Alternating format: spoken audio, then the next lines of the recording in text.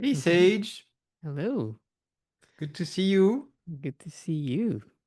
I thought it would be great to get you and I talking about performance in Wagtail. Um, I don't know here who might know, but we've worked on a performance audit of Wagtail it's been a while ago now, a few months ago. Um, It's almost been a year. it's almost been a year. Oh man, you're right. Wow, time flies. And as part of that audit, we were very keen to look at the front-end performance of the Wagtail admin, but also like back-end, more like Django-focused performance of queries and yeah, other aspects as well, right? And we were hoping to set up some automated tests. And I guess the point was to make sure that Wagtail works as well as possible on bigger websites with lots of content. Yeah, of course. Being a content management system, people could have lots and lots of pages and images and, well, any content really. Yeah, so I thought it would be cool for because we didn't necessarily get as far with this as we were hoping. We had lots of plans to do some benchmarking, but in order to get there, first you need like a good data set to represent like a large whitetail site. We didn't really have this at the time, nor the tooling, and we've made some of those improvements. There's more to be done, but I guess we need to plan a bit more, I suppose, like review possible tools, have a good understanding of what it means for a Wagtail site to be large. And yeah, I thought it'd be quite cool to discuss it together and make some notes, make some plans. Yeah. Sage, we have a bakery demo website. Do you think that's a large Whoa. site by Wagtail standards? Definitely not.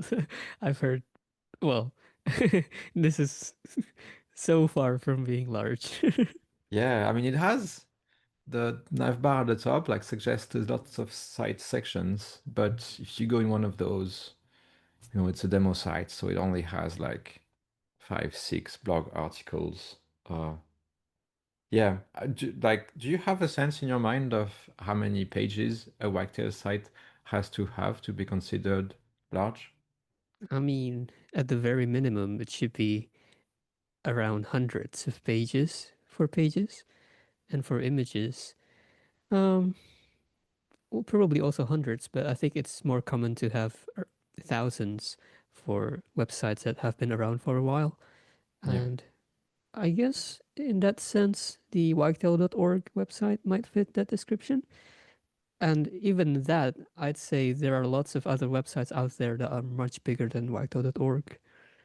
Oh, yeah. Well, this is very small fry by the standards of the Yeah. Wagtail universe. Um, yeah, don't know how people are aware of this, but we regularly look at the footprint of the Wagtail web and the higher profile sites out there. They have hundreds of thousands of pages. We don't necessarily have, behind the scenes data about those sites. We don't collect any of that. But just from crawling the internet, you can have a sense of how many pages there are. Hmm. Um, yeah, I think the most I've ever heard of was about 1 million pages. Whoa. Yeah, that'll be a good challenge for us, no? Yeah. So if you were to design like Wagtail's official benchmarking suite, obviously I assume we'll want like a number of pages that's like a good stress test without being crazy. What's that number? Like, is it 1,000 pages, 10,000, um, 100,000, a million? oh, I think a million would be a bit. Well, if you really want to do like a stress test, that would be good. If it's something that's like feasible to run regularly, I suppose. But at the very minimum, I'd say about 1,000 or in the realm of thousands. That's like the minimum. Yeah. So probably we can go extend our reach a bit and go like 100,000. That feels Yeah, like reasonably common size for a large Wagtail site. yeah. And I think um we also need to consider the breadth and the depth of the page tree. Like you want to simulate one tree that has like a very deep path, and then also ones that have um, lots of siblings. Like one parent has hundreds of thousands of children. So the depth of page tree, by which you mean inside the CMS, the pages are represented as a tree, and we'd like to stress test what happens if, sorry, if I navigate to the, if we had say 10 levels or 100 levels, what are we? I would say the maximum that the library Treebeard that we use Oh yeah, supports, and um, I know that it can be configured, but I guess we could just stick with what defaults that Wagtail use. yeah, okay. Yeah, I forget the name of that parameter from Treebeard that allows you to configure how much room you have at different levels in the tree. Steplen or something like that. But Yeah, yeah, um, wonder if I should try searching it. I'll look it up later and yeah, add it to our it's notes. Um, depending on default tree beard configuration. Yeah, so Treebeard is one of those Django packages that we depend on. Um, yeah, named after that character, I imagine. Um, it's interesting because I think it's also a dependency of other Django-based CMSs. I think it's Django CMS or I Fine think so. Yeah, CMS. Yeah, cool that we get to share some of those building blocks with them. Um, yeah, so like I think I've seen conversations about having to up that default on some sites, but it's more like on a scale of once a year that I see it mentioned. There's more like, oh, if your site were to grow like to a very disproportionate scale, that it's relevant. So I guess it's more future proofing than something that people have to look at on a regular basis. hmm Um, yeah, I guess a real world website's depth can't really think of reasons why you'd want to go beyond like 5, 6, 7, 8 levels. Um, I guess in Wagtail you have the multi-site concept, where at the root level you can have multiple sites. So that's one level.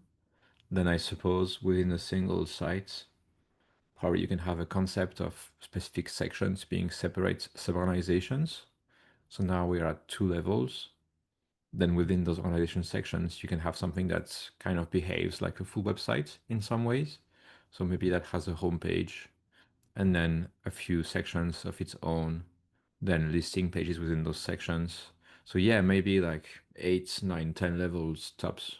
But what about something that's more like an intranet where the information it's not really about Hmm, sections, but it could be it's deep as the true. information.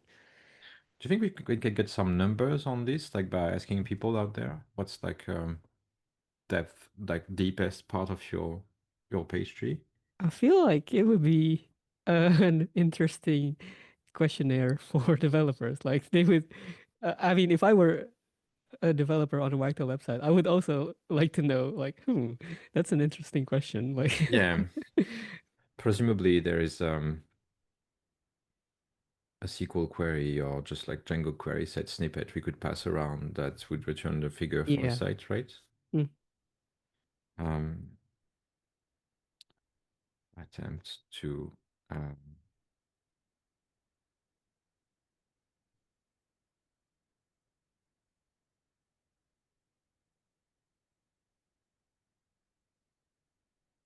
interesting. And the breadth, um, so pages having siblings. Do you think that's actually a Well, challenge? it's usually more like blog, for example. The blog index will have lots of Yeah, blog pages. yeah. So yeah, definitely at a given level, that's very possible for a site to be pretty flat if they don't want to reuse the Wagtail page tree, in which case probably what it means is there is a section of the site that has very high breadth to the order of 100,000 to 1 million. Yeah. Um, uh, million. Okay. And Or I guess something like an online marketplace, for example, maybe like where you could have if they share the same parent, then they have like millions of products, maybe. book section, yeah, that's a really good example. We do have a fair few people out there using Wagtail for their product pages. And yeah, if your SKUs go in the millions, then those pages will as well. Um, yeah, so this would allow us to, I suppose, test those page listings and the choosers uh, quite extensively. And then there might be more specific features like reference counting of usage figure for the pages where you would need maybe different types of scale, but it feels like a good start, I suppose. Is there Mhm. anything missing on here?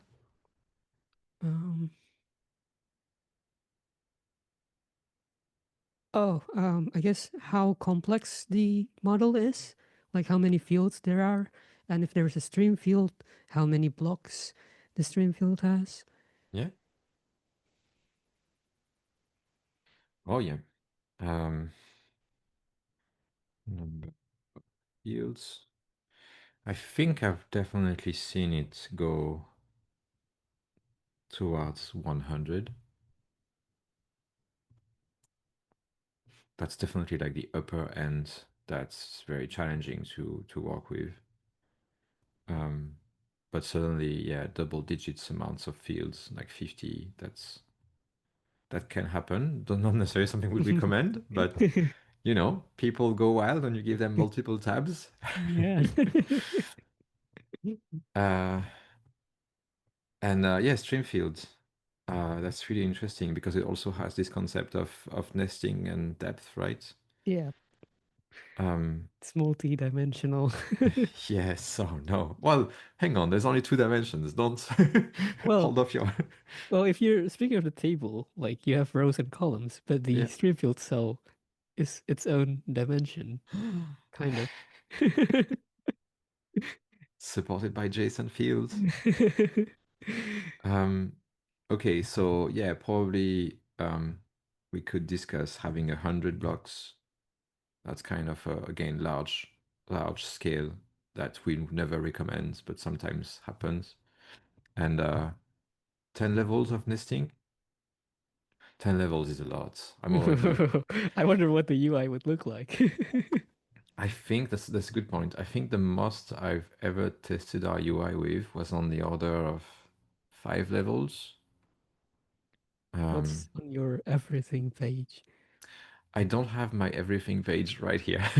I think I saw it. You saw it? Yeah, yeah, there at the bottom. I think it's probably a mistake. Yeah, Ah, okay. I removed it because it was hard to maintain the everything page with everything on it. Uh, I'll see if I can find it on an older website. Maybe it's definitely possible. What page ID is it? Yes, I was working on this when we were redesigning the page editor. It was really crucial for us to have good understanding of how each and every field renders and different combinations. Mm-hmm. So it was 2022, 23. So there 22 is a chance or 23. maybe Yeah. that I would have it in one of those sites. This is all fully static, by the way. I don't maintain 10 different copies of Wagtail across Madman different running all the versions. different instances of Wagtail. Someone has to do it, Sage. I mean, I did at one point for my Wagtail space talk, but it's all local. Hmm. Oh, look at that. Takes us back. No. What is this? Throwback Friday?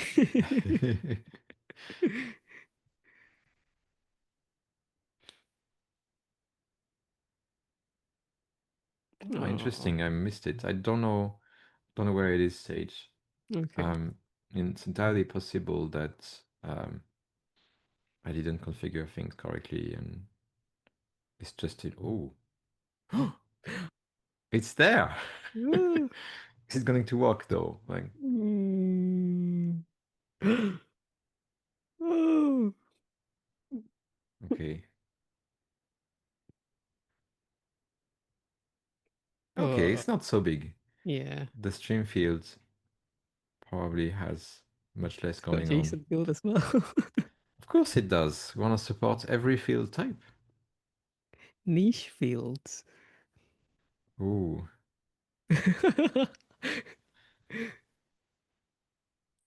Field group row inside field row inside field group. Oh. Folks, you can do this if you want. Doesn't make it a good idea. But yeah, there can be lots of nesting. Um, every block Every under the block under sun the sun. is probably, yes. Oh, But this only scratches the surface because we can have a lot of nesting in here. yeah. Ooh, stream block inside stream block. Oh, that's it. That's not even that many levels Yeah. compared to real world sites. I think I've seen it very common where you have a body or content stream field. The first level is just sections. So within those sections, there's going to be a stream field for the content of the section. Hmm. And then you can happen that that section has, say, an accordion block. Then you have to configure the items in the accordion. Those items can themselves be something that has to have pluggable blocks within them. Hmm. So you quite easily, if you choose that path, arrive at like 5, 6 levels. Hmm. Um, do you remember the days where that used to look horrendous and now it's quite a bit more manageable? By horrendous, you mean like 3.0 and before? Let's take another trip back memory lane. I can't resist. Let's look at our actually the recipe pages. The recipe pages, I built them in big part to stress test the stream field side of the UI a bit more. So they have a list block and the table blocks as well. So we can try that out in 3.0 possibly. Ooh. I didn't report back Hmm. the content in a way that worked on that version. Anyway, yeah, those were the days. Um, and Oh, it looks a bit cursed without the borders now. uh, I mean, it looks decent. Just looks well, yeah, dated. It doesn't use space nearly as wisely. Hmm. No place for a preview panel in here.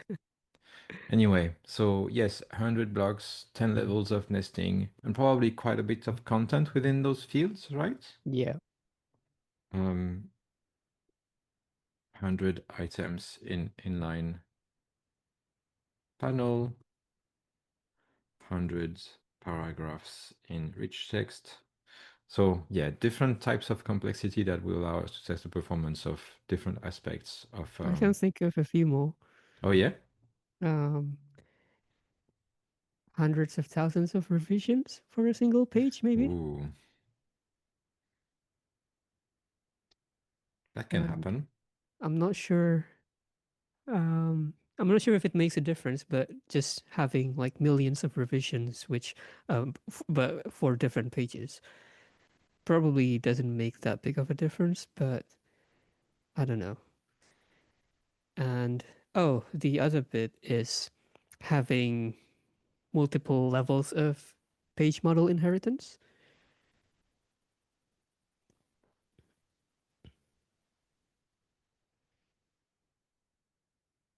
Um,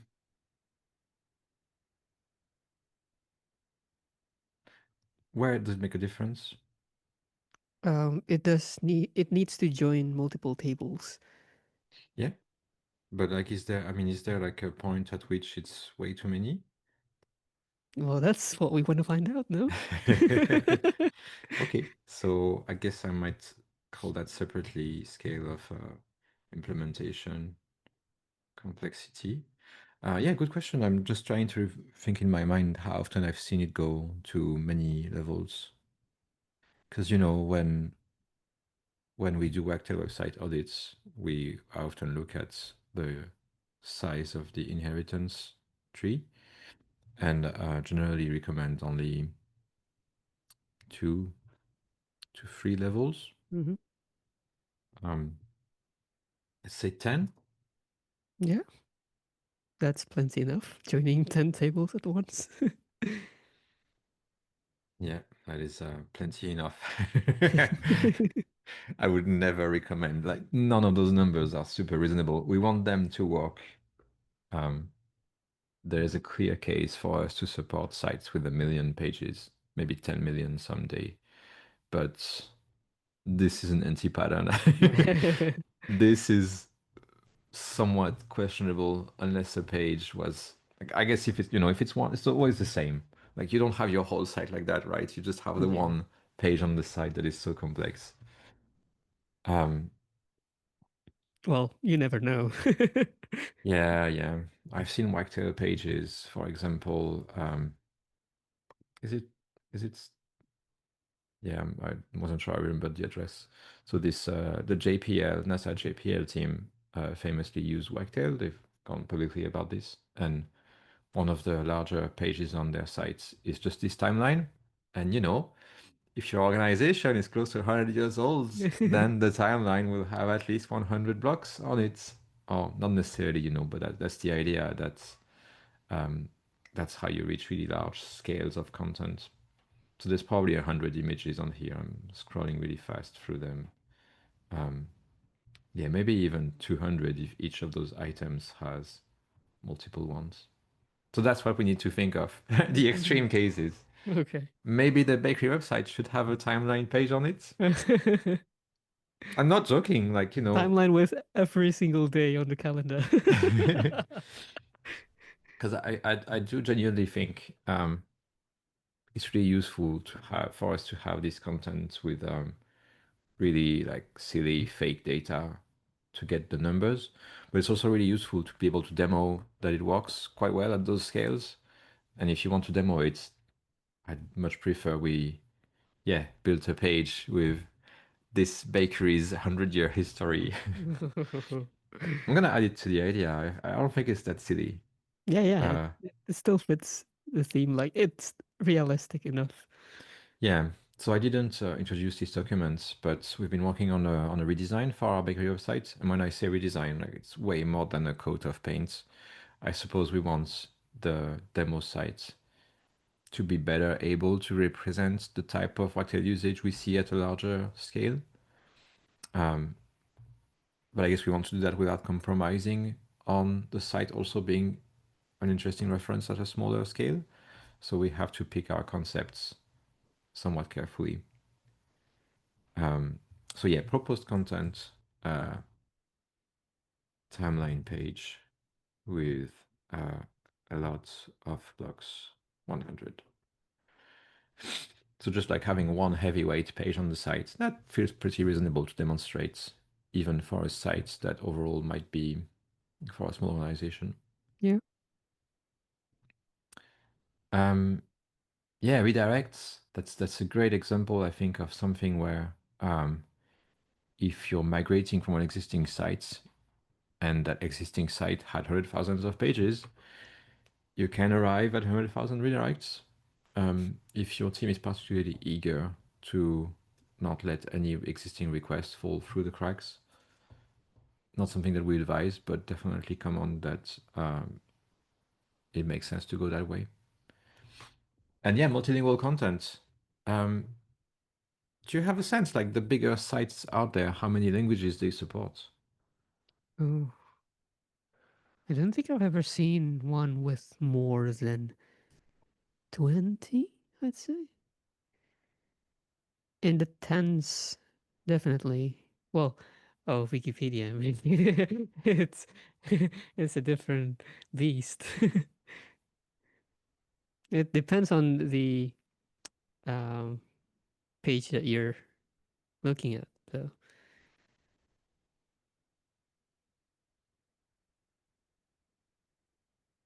I'm just trying to think of a page that would I know have there should be the globe thing um, that displays all the languages. Maybe if you click on the top left thing. Mm. let's go for Greece. Oh, wow.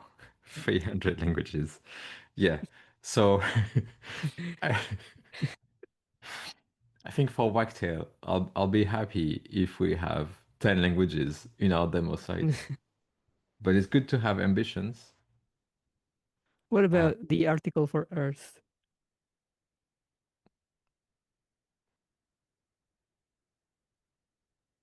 300. Wow. Okay. Good spotting, Sage. Can we have an article about Earth on our bakery site? Um, okay, so might say here 100 languages. And Okay. but you also have to think about how many languages do we or Django support, Do you I think there's a guess. limit? Well, yeah, not all languages are supported, I think. And oh, maybe hold on. I'm sorry, that's a different thing. I guess that's just like the admin interface. Oh, yeah. But yeah, for I think for the content languages, it's uh yeah, it doesn't require, well, at least I think so. Yeah, never mind. What about something like images? Oh We yeah. we want lots of images on our site. Um, I think at least hundreds or thousands, and you definitely also want an image that's used in lots of pages.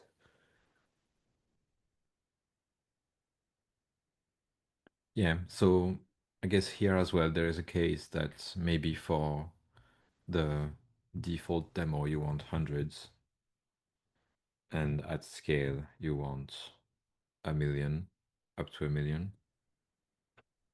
Um, let's say 10,000 for now. That's a reasonable place to start. And at those scales that we're talking about, we're not going to manually create that content anyway, right? So it's not much of a problem for us to change the configuration to generate 10 times more if we had to at some point. Hmm. And so, yeah, you said lots of usage of a single image. How much are we talking? Thousands? I mean, if it's not too hard, maybe have hmm, have have it used on every single page that we have. Every Maybe, single page? no, maybe that's silly. Well, if you can imagine an image that's, say, reused on 10 pages of an English language site, then you translate that 10 times, right away you have 100 usages of the same image. So it can Oh yeah. go reasonably fast, I think. Um, I think the guide websites that we have for our Wagtail user guide is a good example of this, where um, it's set up to support multiple Wagtail versions and multiple languages. So as Wagtail accumulates versions over the years, at some point we'll reach 100 versions. Each of those could have 10 translations each. Right away, you have 1,000 copies of each and every page, notwithstanding, the same image being reused in multiple ones. We're not there yet, obviously. Not all languages, sorry, not all translations are for all versions. This But is off topic, but yeah, do you think we should retire some of the older versions from the guide website? at some point, yeah, of course. Yeah. Okay. There's different amounts of retirement, but certainly within this speaker interface, this is too cumbersome. Hmm. Probably should have those languages, sorry, versions Separate. and languages, yeah, separate pickers. and then have the versions ordered by number. So obviously the most Mhm. relevant would be the latest at the top. And yeah, the older ones at the point that you have a good UI. Maybe it doesn't matter as much to retire them, but you know, at some point, Wagtail 4 would definitely be completely irrelevant, uh, aside from the historical value, I suppose. Yeah. Okay, so we have a sense of the scale. Is there any other aspects of the Wagtail experience that you think is important to test at scale? Obviously, there's lots we could do, but that immediately comes to mind. How about snippets? Do we need thousands, hundreds, thousands of snippets? We could. Yeah. Yeah. Okay. I'll add that and then we can try what we have right now to support this. Hmm. And I'm not sure how much we care about form builder. I mean, Yeah. I mean, you know, it's something where I think once we start treating this kind of scale problem more seriously, you know, we're quite pragmatic. So page tree is the obvious thing we want to be spending time on first. hmm And then over time, if we realize that there is a case to have automated testing for other things, we add them. hmm Um, yeah, I want to switch over to trying out what we have right now, I suppose. So now we're looking at the code of the Bakery Demo website, and we have those two commands that have been set up to generate more content. Have you tried them before yourself? I don't think I have. Okay, so I've never tried this one, and we're gonna try it together and see what happens, I suppose. When you have a command line tool like this, how much do you like look at documentation and implementation, and how much do you just like do it and see what happens? I think I would at least, yeah, do what you just did. Um, Not passing any arguments or maybe using the dash dash help to Mm, see if it prints anything useful. Yeah. yep. So it's so inconsistent from tool to tool though, like how you get access to the information. So sometimes I just wing it. How many pages of each type to create? How many snippets of each type? How many images? That sounds great, no? Yeah. Let's start small or start big. How do you feel? Let's start with 10 each, I suppose. It's rookie Oh, numbers. 100. Okay. I was thinking to myself, like I probably have to times 10 whatever Sage says. Oh no. Okay, what do we have here? It's So probably maybe something it's about images. yeah, images is the one that is the most likely to Fail. update dimension fields. Okay, so it looks like there's something that's changed that broke it. So let's just skip images, see what happens.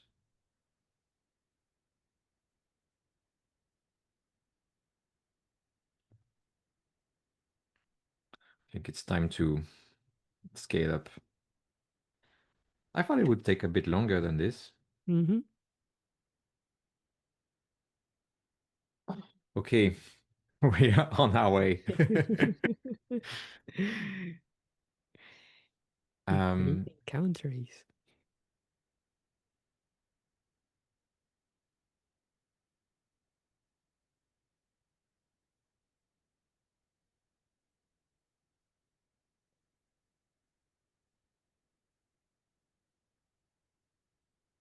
okay, so looks like the implementation is pretty small. Should be simple enough for us to check what is going on there and fix it. It could be that it's trying to read images in formats that we've changed since, and this doesn't account for that. Let's look at the website while this is happening and see what happens in there. Yep.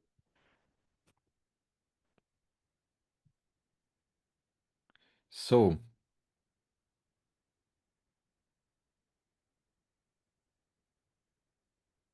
we created a lot of snippets. Ooh, page 2216. Oh, nice. And I assume I can press next on this until the end of times. Okay, I'm on an older version of Wagtail, which is Yeah, why we I was don't have about the to new say. pagination. Should I upgrade? Well, I thought you're running the dev version. No, no, I'm not. I'm running a separate copy. Okay. And pages of different types. Standard page. Okay, only two in there, so I suppose there's just more for it to do. News. This is probably the Chat GPT generated content that I tried on another occasion. Hmm. Okay, so it looks like it's just filling in the different sections as it found the index pages, probably. Probably, yeah. So this is pretty useful. Then Yeah, we yeah. just need to, I suppose, agree together on what type of scale is meaningful for us to test things. Um, and then, yeah, do you think it's something where we should like curate the content and then share a fixture, or should we update our automated creation to have those nuances of revisions I and usage count and I don't think you would want to share the fixture. mm-hmm, It's just a hassle to maintain and keep up to date, I suppose. mm-hmm, And yeah, although maybe for some cases where like we have one case with very like let's say a page with 1,000 stream field blocks, maybe you do want a fixture for that if you don't want to define it in code. But yeah. yeah, I think we can just start with code and then figure it out later if we need fixtures. Yeah.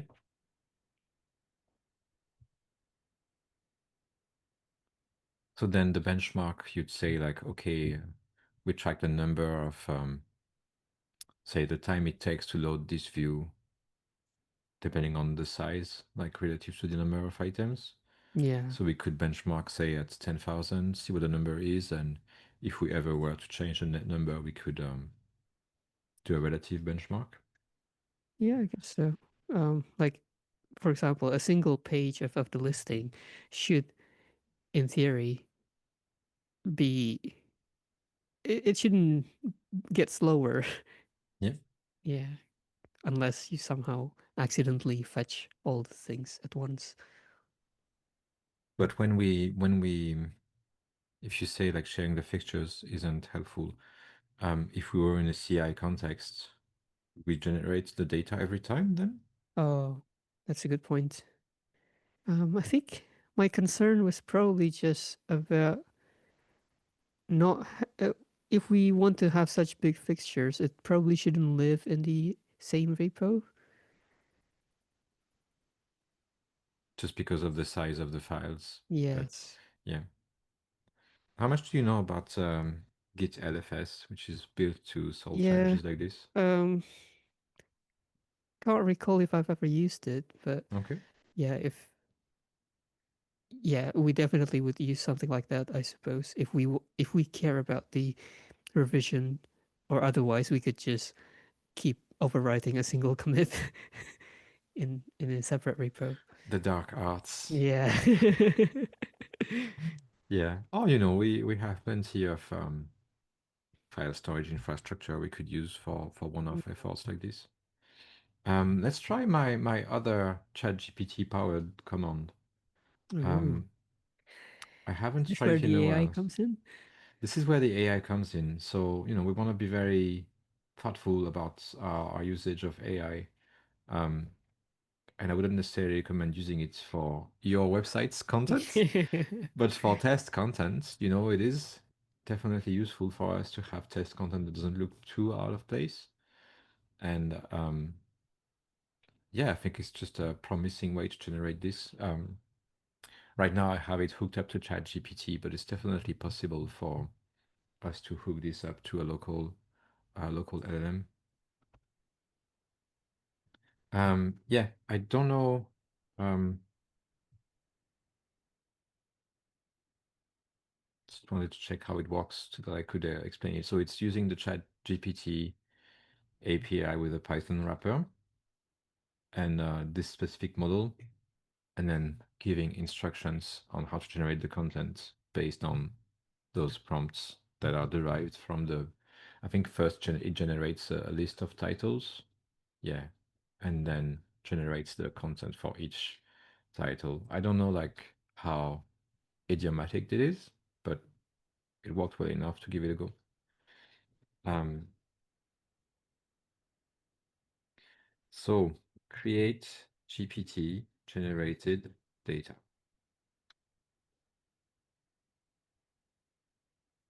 What should the blog post be about, Sage? The greatest thing since sliced bread. No, that's already a blog post. No. If it works for you, it works for me. Do you want to change your mind, or are we rolling with it? I think we can see what its opinion on it is. Let's start small, 10. See what happens.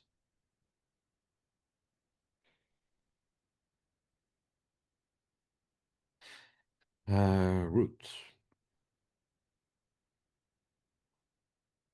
All right, we'll let it chug along, see what happens. Let's check in on our creation of content. Creating people. Maybe I was a bit too optimistic with my numbers.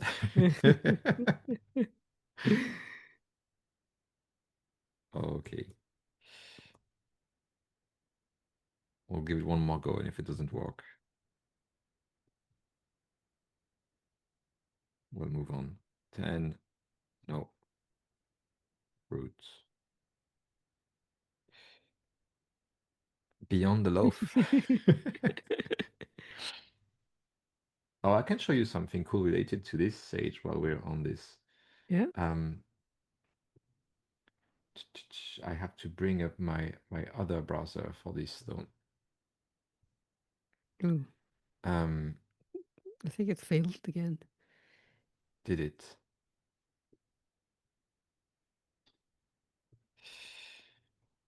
Do you use AI tools much in your day-to-day work? I mean, I have GitHub Copilot enabled, but I don't rely on it too often, I suppose. Mm-hmm. So one of the things we've been working on recently is adding little AI-powered features in the CMS, not necessarily like as Wagtail core features. It's not super appropriate, um, but just experimenting if people want to build those as packages, what it would look like. So this demo site I have has a demo of generating the content of the fields based on summarizing the content of the pages. Mm-hmm. Um, let's get this page previewing, and I can show you what it looks like. Yeah, so here that's a ChatGPT generated demo page. So just text, not super meaningful, but for a demo that's good enough. And yeah, it's just this little generate button underneath the field. So when you hit that, it takes the field name and the help text as a prompt to summarize it based on the content of the page in the preview panel.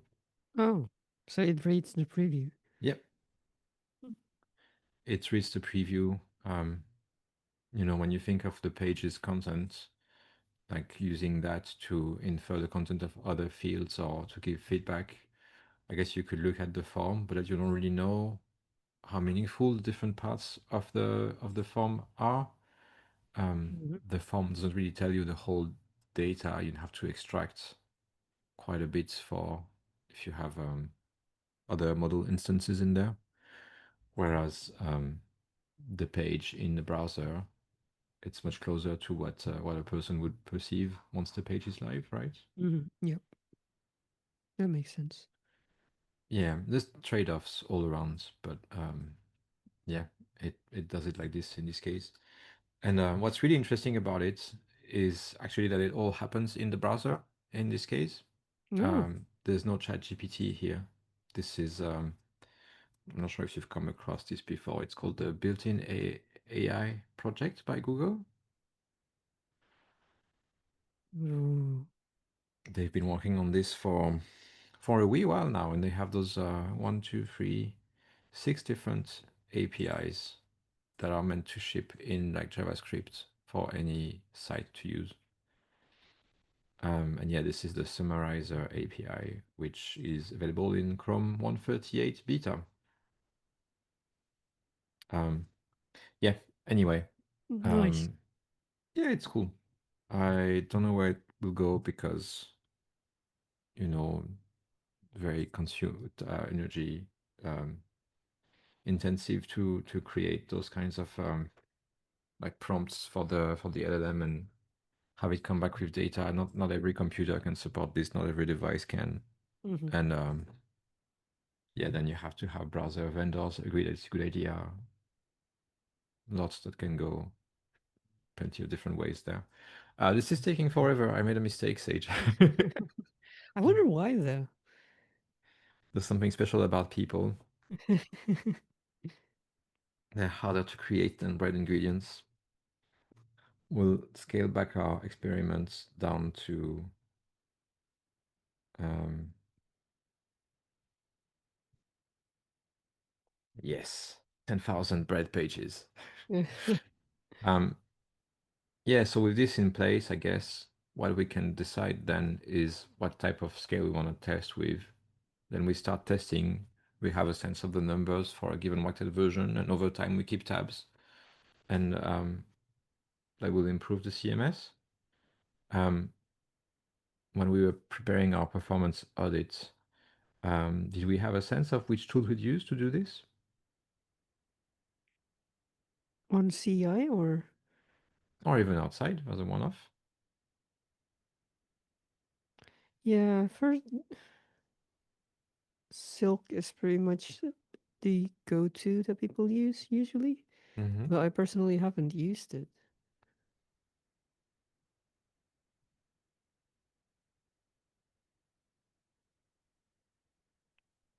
So we'd try a bunch of different ones and then see how they keep tabs of the numbers, decide for which views to test them, and Bob's your uncle. Yeah. Okay. Well, it'll be very interesting. I think it'll be very interesting even without this tooling in place to just spend time in the CMS and see how the different listings interact. So Yeah. I think the like a clear example would be if we had did it make progress on those bread pages? Okay, still taking a while. So if we had one of those listings that has a lot of content, the filtering, how much time it would take, right? Mm-hmm. Page type, something like this that should be really fast. Should be really fast no matter what. Yeah, and see how that reacts when we have much larger listings. So I guess the goats there would be here. If you search and do search the whole site, can you filter the whole site? I think so.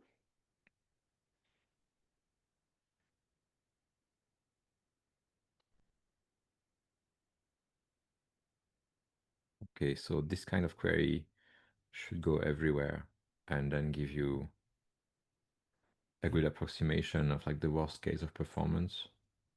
Mm-hmm.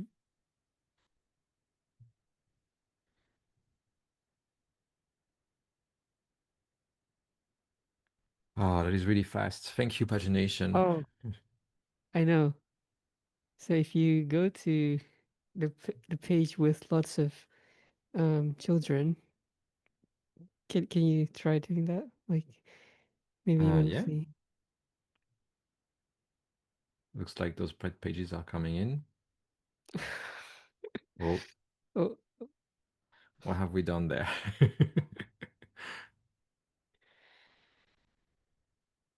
Is the editing view dependent on the side of the tree? I don't think so.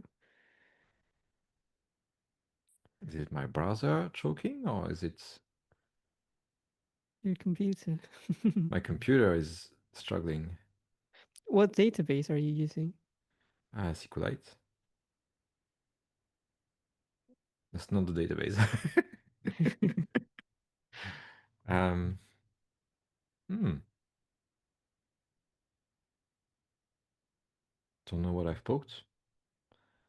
So breads. So you were saying go here? Yeah, and then at the top, click on the three dot menu and click on sort menu order.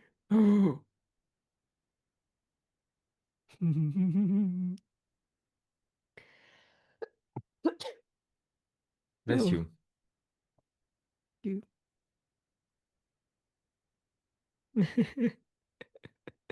That is a good point, Sage. Something where the ordering of all the pages is important. But Oh, does it is there no pagination for this? Does it load all no. the pages? Yep.